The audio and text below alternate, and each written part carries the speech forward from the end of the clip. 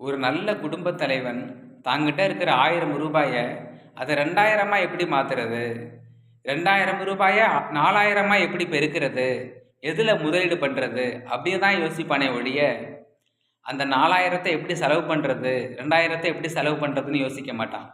ஒரு குடும்பம் நடத்துறதுக்கே அப்படின்னா, ஒரு நாட்டை வழி நடத்துற தலைவன் ஏற்கனவே இருக்கிற லட்சக்கணக்கான கடனை எப்படி அடைக்கிறது?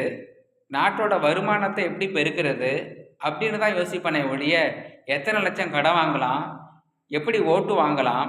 அப்படின்னு யோசிக்க மாட்டான். தமிழ்நாட்டுல 2 வகையான தலைவர்கள் இருக்காங்க.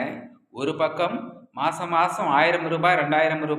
2500 பணம் தரேன் அப்படின்னு சொல்ற தலைவர்கள் ஒரு பக்கம். இன்னொரு பக்கம் நான் 1000, 2000, 2500 பணம்லாம் தரமாட்டேன். மாசம் 20,000 சம்பாரிச்சுக்கிற அளவுக்கு ஒரு வேலையை தருவேன். நீங்க இருக்கிற இடத்துலயே ஒரு வேலையை தருவேன். அதை வச்சு நீங்க பொழைச்சுக்கலாம் அப்படின்னு சொல்ற தலைவர்களும் இருக்காங்க. எந்த தலைவன் நமக்கு வேணும் அப்படிங்கிறத மக்கள் தான் முடிவு பண்ணணும். நான் டெய்லியும் உனக்கு 100 ரூபாய் காசு தரேன், என்னை நம்பியே நீ இரு அப்படின்னு சொல்றவங்க ஒரு பக்கம். நான் உனக்கு 100 ரூபாய் காசெல்லாம் தரமாட்டேன், உனக்கு ஒரு வேலையை பார்த்து தரேன், அதை வச்சு நீ பொழைச்சிக்கோ அப்படின்னு சொல்றவங்க ஒரு பக்கம்.